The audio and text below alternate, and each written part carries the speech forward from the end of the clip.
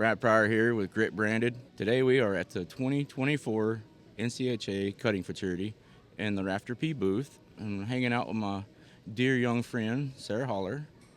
What are you doing here? Hanging out, honestly, helping Dad out, running around. What's Dad do? Dad's my mom and Dad own Sombrero Brands. It's a hat company. We're the official hat of the NCHA.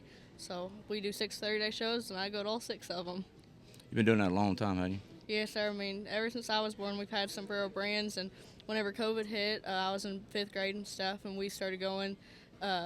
Like shows were canceled and stuff, and I stayed homeschooled, and I've been on the road with Dad ever since, and I'm a sophomore in high school now. So. Oh well, Yeah. I remember you little bitty. Oh yeah. But so what shows y'all go to outside of this show? So we do the 3 cuttings, we do Fort Worth Stock Show, Houston Rodeo, and then we go to the All American Quarter Horse Congress in Columbus, Ohio every single year. Woohoo! Oh, yay.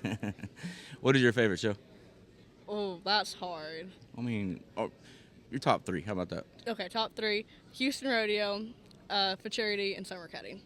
Right. Houston just because, it's so big. 2 million people in 30 days is insane. Yeah. But then y'all are my people here, so. Oh yeah, for sure. Well, that particular show is a hard show to get into, and they're very strict. Yes. You kind of tell people that are not used to the trade show world how that kind of works. Houston, there's the 2 separate buildings and stuff. There's the horse arena, and then there's the main exhibits and stuff. And they only take X amount of hat companies, X amount of boutiques and stuff. And you get on that wait list to get into Houston. You might not be accepted for 3 or 4 years just because of how many people are in the exhibits and all that. So it's Gotcha. crazy. All right. It's a long show too, and you have to be there at 8 every morning. You say? Yeah, I think we get there at 8. So Ranch Rodeo rolls around and stuff that second weekend, and Ranch Rodeo won't end until midnight. So we have that hour drive home back to Katy. Wake up about 5 the next morning, get ready, and drive into the stock show. So. Every day. Yeah. Well, I've seen you grow up in this industry, and I think it's cool to hear it from the youth side of perspective of growing up in a company with your dad and traveling to shows with him and hustling me out of money all the time to buy something or to sponsor something. But one thing that I think brings both of us together is the NYCHA. Yes, sir, most definitely. And how are you involved in that? I am the NYCHA Senior Secretary / Treasurer. This past year I was the NYCHA Junior President. I've only been sitting in an office position the past 2 years, but I remember being real little, not even showing or anything, and going around with the kids, giving out gift baskets for people who've donated stuff, or telling the stallion donors thank you and everything. It's been really a great experience of not only just being a part of the youth and not even getting to show, to now sitting in a board position and knowing that there's little kids looking up to me. Right. Yes, sir. And how do you think that influences the NCHA? The youth. Long term, the NYCHA. The youth is the future of the industry. Whatever we do now is an example that we put to the kids to come. If you see kids running around and talking to adults and taking care of what's going on, those are going to be kids that grow up to maybe sit on the executive board one day or have a position like Jay Winborn, our president. And Got you. yes, sir. Have you been very excited about being in office? I've loved it. It's been so much fun. You get to go on the monthly meetings and talk to all the other kids and see what they're thinking, and we get to plan all of our youth week and our Eastern Nationals and what we do here at the fraternity and the stallion auction, and put together area baskets and circuit baskets and all the things. So. What's something in the youth program that you're really excited about that y'all do? I think my favorite fundraiser that we do, other than the stallion auctions, are what we're changing it from area baskets to circuit baskets. So this coming July, whenever we're at the summer cutting, each circuit, so your Alamo circuit and all of them, are going to get together, put together a basket worth at least $100, and then we'll bring it here to the summer cutting and raffle them off. And all the proceeds will go to the NCA or to the youth. Got you. Okay. What you keep saying, the stallion states? What do you say? Stallion service auction. What is that? So every year, youth kids go out and get breedings to stallions donated from the stallion owners, and we auction them off from the start of the fraternity to the end, a little after the end of the fraternity. And it's great studs. Bad Boona Rising, Bama Jelly, big time rope studs. I'm pretty sure Notorious B.I.G.'s in there. We have a few barrel studs, Call Me Mitch. And all these generous stallion owners are donating a breeding to one of their studs for the youth auction, and live full guaranteed on usually, and it's awesome. Oh, that's cool. Yes, sir. Wasn't aware of that. Oh, That's yeah. cool. No, it's really big. I mean, last year I think we had 80 stallions and raised over $142,000. So, yeah, and that was our biggest auction year yet. Got you. Yeah, and then all the studs that don't sell actually roll over into till June 1st, which is the end of our point year. And any studs that don't sell during the auction go to a quarter of their price from the end of the auction to June 1st. Got you. That's awesome. So you show? Yes, sir. I've shown since May of 2023. How's it going? It's been going good. Cutting was never forced on me and stuff with mom and dad, and it was something where I knew it was always there if I wanted to. And back in May, it was like we needed one more kid to make the youth a bigger class, and I was like, yeah, I'll do it. Why not? And I mean, it's just been surreal. I mean, I made the Priefert Junior Elite Team. I just ended up ACHA Senior Youth Reserve World Champion. I ended up third in the NCHA Circuit Finals this past year, and second weekend out, I won a buckle. So Heck yeah. I've been successful. That's awesome. Yes, sir. Oh, man. So what's your horse's name? Well, I show two. I have Sarah the Kid. Dad named Sarah the Kid. Oh, my God. Dad named her, not me. I wanted to name her Wonder Woman. Oh. That name was taken. And then Prom Smoking Ace. It's this little paint gelding that I got from Nancy Clayton and Brady Bowen. How they bred? That Sarah the Kid is out of Kid Meek and Blue, which is Dad's stud that Trent Bell shown and trained. He's won about $70,000, and then on the dam side, she's out of this mare named Sarah's Polly Ray. They name a lot of things after me. Yeah. After you. Yeah, and it's Like out of another one of Dad's studs, Ray J's a Hick.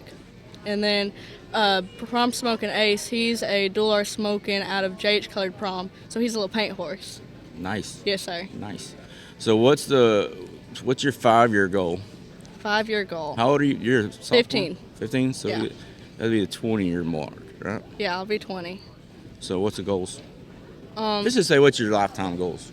Lifetime goals, I want to go to college, graduate from Texas Tech, maybe win the world one year, or make top 15 at least twice, and then take over Sombrero Brands, honestly, and maybe launch a media company, a marketing company. That's cool. Yes, sir. What would you be studying at Texas Tech? My major would be marketing, my minor would be media. Gotcha. Yes, So you got it all figured out. Oh, yeah. Why Texas Tech? Well, we have lots of legacies at Texas Tech. My grandfather was the third ever mask rider, and then my uncle was the only mask rider to do it for 3 seasons. Really? Yes, sir. I didn't know that. Oh, yeah, and then that's where, all of Dad's family, if we went to college, we either went there or Tarleton. Gotcha. Yes, sir. So explain to people what you're talking about with the mask rider that don't know what that is for Texas Tech. So for Texas Tech, during the football games, instead of having an actual, they have a mascot and stuff, but they have somebody who's designated to ride this black horse, and whenever they score a touchdown, I'm pretty sure they do a whole lap around the arena. So. Oh, cool. Or not the arena, the football field. Yeah. Whoops. It's close enough. We got the point. Same thing. Yeah. Well, good deal. Sombrero Brands. Want to talk about that? Yeah. Explain that, since you want to own it and run it one day, or all that good things. All the good things. Tell people what Sombrero Brands is. So Sombrero Brands is a company that Dad and my uncle started back in 2006. They were at the Houston. First show was Houston Rodeo of 06, and it's just skyrocketed from there. Dad started off doing a few little shows, and then I think in about 2012, he was doing 45 shows. He was home 15 days that one year. Wow. Yeah, crazy. Oh yeah, and now with me being born and stuff, Mom and Dad wanted to kind of downscale a little bit. That way Dad would be home, and we do 6 30-day shows and then squeeze in a few weekend shows. We're looking to maybe add in a few cow horse shows and stuff, but it's everything cowboy needs: hats, chaps, boots, saddles. If you need it, we got it. You know how to shape a hat? I can, but that's my hidden talent. I can do it, but I don't let people know that I can do it. And what color hat you wearing? Because I know people are going to ask. Sapphire blue. Sapphire blue. Sapphire. A sombrero hat, right? Oh yeah, this was one hat that Dad got me for 6 years ago. It was my second big good nice hat and stuff. So it's kind of been a staple. If you see me, you know I'm in a blue hat usually. You're right. I like it. Yes, obviously sir. I like it. Yeah, yeah. I see you. So what is Sarah's grit? Sarah's grit. Grit and what What is your grit? What makes you be Sarah? What makes you hustle every day and do your thing? I've always set big goals for myself. like that's probably been my best and worst features. I put my dreams to the sky. I mean, if I see something that I want to do, I will go to try to go do it. And like that was with the Priefert Junior Elite Team. I mean, I remember back in January, I'm filling out the form about to send it in. Dad said, "Don't have your hopes up." January 25th, I get the email that I made the team to be the first ever cutter. I told Dad that by the end of 2023, the first year that I showed, I'd want to win at least 2 buckles. Ended up winning 4. I mean, That's awesome. yeah, I told Dad I wanted to go. I've always set my goals real high. And like high school rodeo, I mean, I've Region 8 champion 2 years in a row. I mean, I set my goals too high where I know they're almost hard to achieve and make sure that I achieve them. There you go. Yes, sir. I like it. So what is the Priefert Elite Team, Youth Team? So Priefert Junior Elite Team was something that Priefert started back in 2019. They take roughly like 150 kids from all over the country and put them on like this team, and they have like youth roundups back in April and June, I believe. And each month you hop on a monthly call and you have to fill out a little form. And I mean, you talk to rodeo legends. Like I've talked to Lisa Lockhart, Joe Beaver, Trevor Brazil. I mean, and like the NFR announcer, I can't remember his name, but I talked to, like, he was on the phone call too. And they start up the call the first 15 minutes. Priefert tells you like what it's going to be about and like what our goal of the month is. And then we talk to these, I mean, rodeo icons for like 45 minutes. And then at the end of the call, you get to ask them questions and they just answer it like truthfully from what they've experienced and everything. And I think it might be the best experience I've ever had in the last year. That's awesome. Yes, sir. Other than seeing me. Oh, yeah, seeing you. Seeing Brad and then Priefert Junior Elite. There you go. Yes, sir. You're always just picking on me about what I'm wearing, typically. Yeah. No, I think you look very snazzy all the time. That's the word. Snazzy. Could never remember which one it is, but I can't believe after many times you called me that. But yeah, appreciate that. You're welcome. So you're gonna conquer and divide with sombrero hats. Yes, sir. You're gonna have a marketing company. Yeah, so I'm big into photography. It's something where they handed me a camera and I somewhat had an eye for it and stuff. And like my friends will call me and be like, "Hey, come do portraits or come shoot this rodeo for me and stuff." And I've had a lot of fun with it and like videoing horse sales and stuff. And it's just something where I think if I use my tools, I can maybe make it into a company and make it a living. And it'd be something where they say if you do something you like, you never work a day in your life. And I really like it, so. Yeah, and you're gonna need that for sombrero hats too. Yes, sir. So it goes hand in hand. Yes, sir. Awesome. Well, I know you're busy over selling hats and dreams and all this stuff, so I'll let you get back to work. Perfect. And it's good talking to you. Yes, sir. You too. All right. Take care. Awesome. Thanks, Brad. Yes, ma'am. Each and every Tuesday, catch a new episode of Grit Branded as we dive into stories from all walks of life in the hopes of you discovering what your grit is.